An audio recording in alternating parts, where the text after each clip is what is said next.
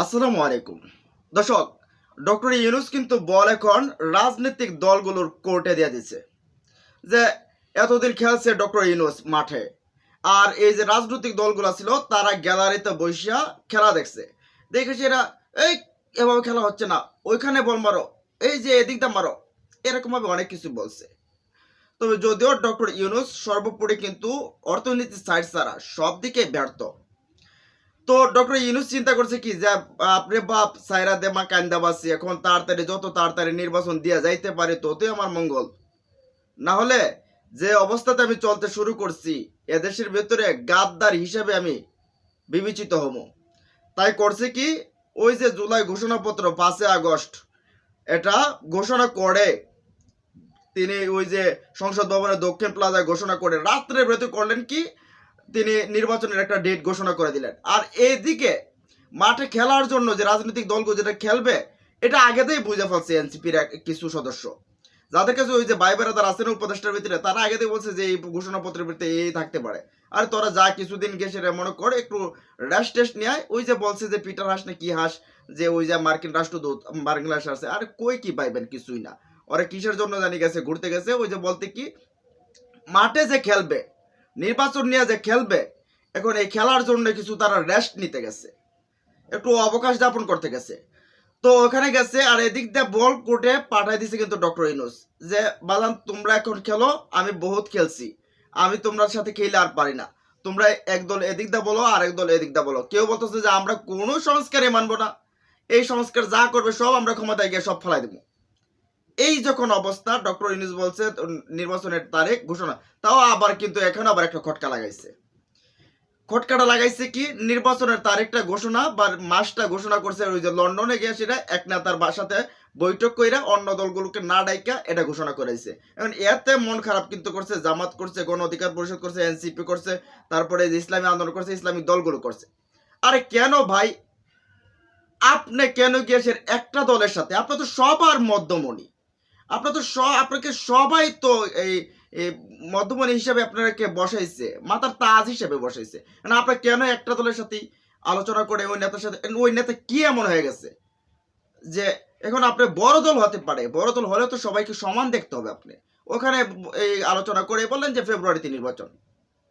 যাই হোক, নির্বাচন ঠিক আছে, নির্বাচন এখন ওই যে ফেস দ্য পিপলসের ভাই যে সাইফুর রহমান সাগর ভাইদা বলছে যে এখানে যে উপদেষ্টারা আছে তারা তো আসলে সবাই আরামায়েশের জীবনযাপন করতেছে, যে যার মতো টাকা কামাইতেছে।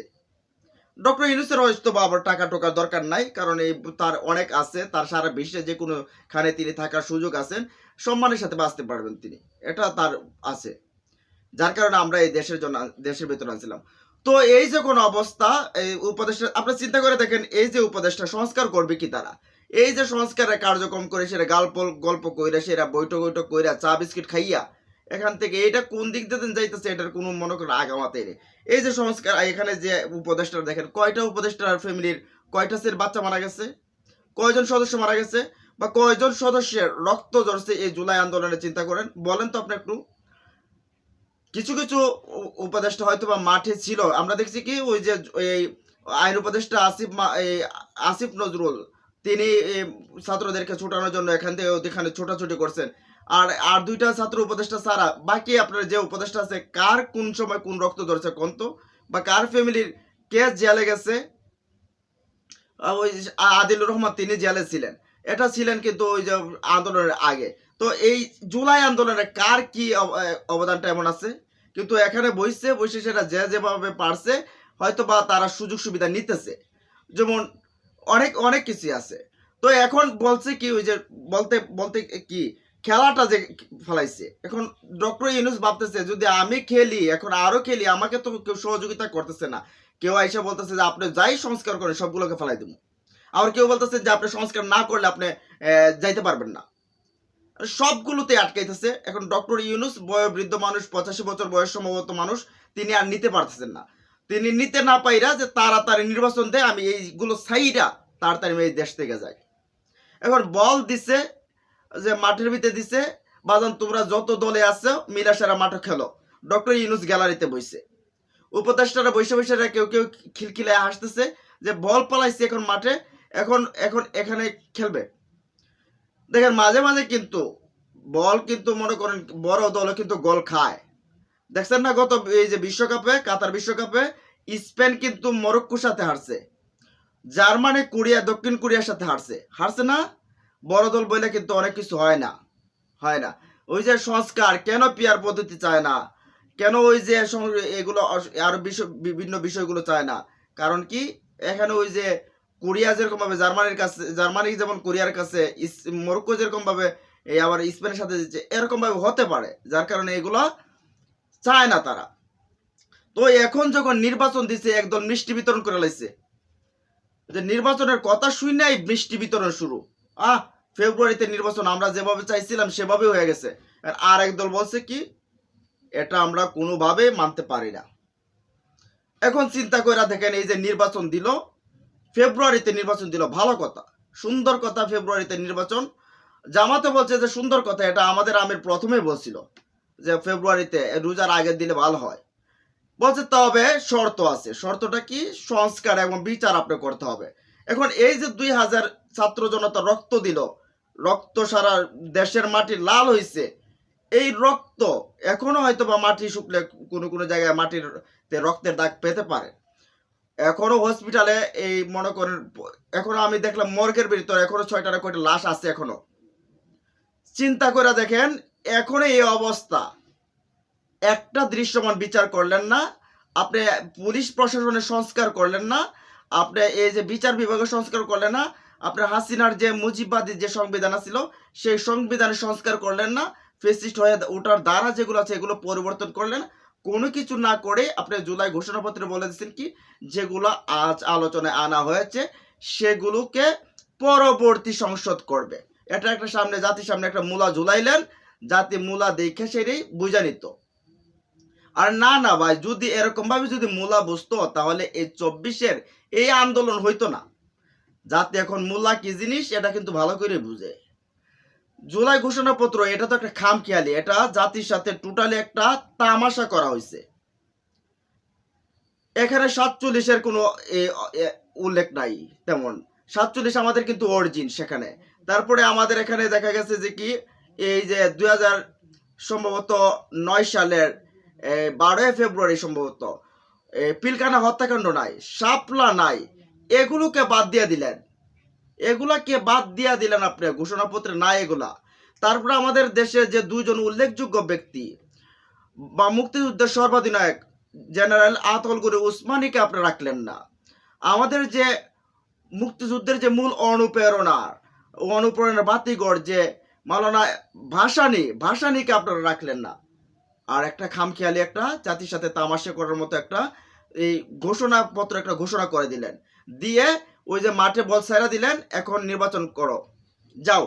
এখন যদি বলেন বিএনপি তো মিষ্টি খাইছে, এখন তারা ভাবতেছে যে নির্বাচন হয়ে যাবো আমরা এক লাফে, কারণ বর্তমান বিদ্যমান পরিস্থিতিতে হলে তো আবার সেই আওয়ামী লীগের মতো ভোট দখল করা যাবে, ভোট কেন্দ্র দখল করা যাবে, এগুলো তো করা যাবে, পুলিশ টুলিশ ম্যানেজ তো আগে দিয়ে হয়ে গেছে, এগুলো করা যাবে।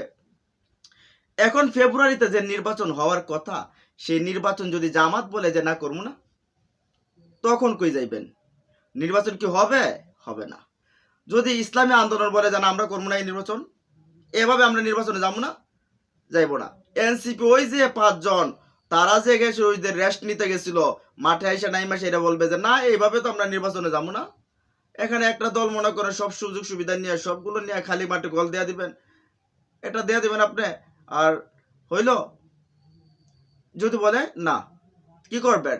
গণ অধিকার পরিষদের ওই যে নূর বলছিল যে 90% পতন হয়ে গেছে, 10% ধাক্কা দিলেই পড়ে যাবে। নূর যদি বলে না খেলবো না, মাঠে খেলবো না, নির্বাচনে যাবো না, তখন নির্বাচন কি করবেন? নির্বাচন হবে? হবে না তো। ওই যে ডিসেম্বর আপনি যে ফেব্রুয়ারি নির্বাচন চিন্তা করতেছেন, নির্বাচন হবে?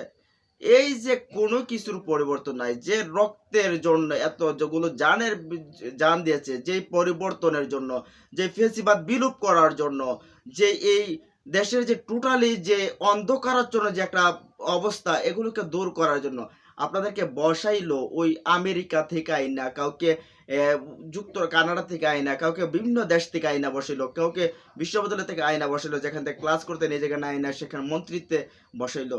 আর আপনারা আইসা সেইরা সেখানে চা খাইলেন, কফি খাইলেন, খাইয়া আড্ডা দিলেন, বিভিন্ন কিছু করলেন, কইরা সেইরা এখন বলতেছেন যে পরবর্তী সংসদ করবে।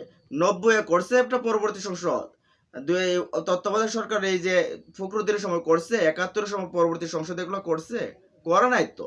এই যে দল একটা এখনই বলে যে ডক্টর ইউনূসের সংস্কার আমরা মানি না, এই সংস্কার কমিশনের এগুলো আমরা মানি না, কারণ আমরা ক্ষমতায় গেলে এগুলোকে ছুঁড়ে ফেলে দেবো।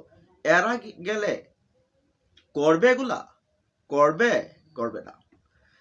এখন এই অবস্থাতে আপনার বল যতই মাঠে দেন না কেন, এক পক্ষে বল নিয়ে যতই গোড়াগড়ি করুক না, কিন্তু তখন আপনার দর্শক দেখাও তো লাভ নাই, কারণ এক পক্ষে তো খেলা হয় না। খেলা হয় এক পক্ষে বল দিয়ে দাঁড়াই থাকবে, কিন্তু অন্যগুলো যাবে না, খেলা হবে কই? এখন এই যে যদি বল বিএনপি লয়ে সেটা বৈশা থাকে যে মাঠে, যে না আমরা আসি, অন্যগুলো যাবে না, তখন আপনার হবে করতে নির্বাচন হবে না। শুধু বিএনপি গেলে কি হবে, অন্যগুলো দলগুলো যদি না যায়? তো এরকম ভাবে হয় না। আপনার কাছে যে প্রত্যাশা ছিল ডক্টর ইউনূস, আপনার কাছে যে প্রত্যাশা ছিল, সেই প্রত্যাশা আপনি পূরণ করতে পারেন। আপনি ইতিহাসের ভিতরে একজন ব্যর্থ মানুষ হিসেবে পরিগণিত হবেন, চিহ্নিত হবেন। আপনাকে এই বাংলাদেশের ইতিহাস আপনাকে সেভাবে রাখবে, বা দেশের মানুষ আপনাকে এভাবে মনে করবে যে আপনি দেশের ভেতরে একজন ব্যর্থ শাসক হিসেবে ছিলেন, আপনি ব্যর্থ একজন মানুষ। আপনি ওয়ার্ল্ড ওয়াইড একজন পার্সন হলেও সেখানে আপনার সুনামের সাথে থাকলো, কিন্তু দেশ চালাতে গিয়ে আপনি ব্যর্থতার পরিচয় দিয়েছেন। আপনি কোনো কিছু করতে পারেন নাই, জাতি যে আকাঙ্ক্ষা করছিল সেগুলো কোনো কিছুই করতে পারেন নাই। তো এখন টোটালি যে অবস্থা দাঁড়াচ্ছে, সেই অবস্থাতে নির্বাচন ফেব্রুয়ারিতে ডেট ঘোষণা করেছেন, কিন্তু নির্বাচন হচ্ছে না। ওই যে মাঠে তাদেরকে খেলাতে দিচ্ছেন, আর গ্যালারিতে আপনি বসে রয়েছেন, ভাবছেন যে খেলা দেখবেন, খেলা দেখতে পারবেন না, খেলা হবে না। আপনাকেই খেলতে হবে, আপনাকে আরো খেলে তারপরে মাঠ সমান করে, এখন উঁচু নিচু আছে, এখন মাঠ সমান করে তারপরে মাঠে প্লেয়ারদেরকে ছাড়তে হবে, দলগুলোকে ছাড়তে হবে, না হলে খেলা হবে না। তো যাই হোক দর্শক, অনেক কিছুই কিন্তু বাদ পড়ে গেছে যেগুলো আমাদের দরকার। একটা নতুন বাংলাদেশের যে স্বপ্ন দেখে যারা এই দেশের ছাত্র জনতা একটা ফেসিস্ট থেকে যে মুক্তি পেয়েছে, সেই আরেকটা ফেসিস্ট যাতে হতে না পারে, সেই ব্যবস্থার জন্য একটা এই যুগান্তকারী পদক্ষেপ দরকার। এগুলো না হলে দেশের নির্বাচন আদৌ কোনো ভালো কিছু বয়ে আনবে না। যাই হোক, এই বিষয়গুলো নিয়ে আপনাদের মতামত জানিয়ে দিন কমেন্ট বক্সে। যদি আজকের ভিডিওটা ভালো লাগে লাইক করুন, চ্যানেলটা সাবস্ক্রাইব করে সাথে থাকুন ইনশাল্লাহ পরবর্তী ভালো ভিডিওর জন্য। আল্লাহ হাফেজ।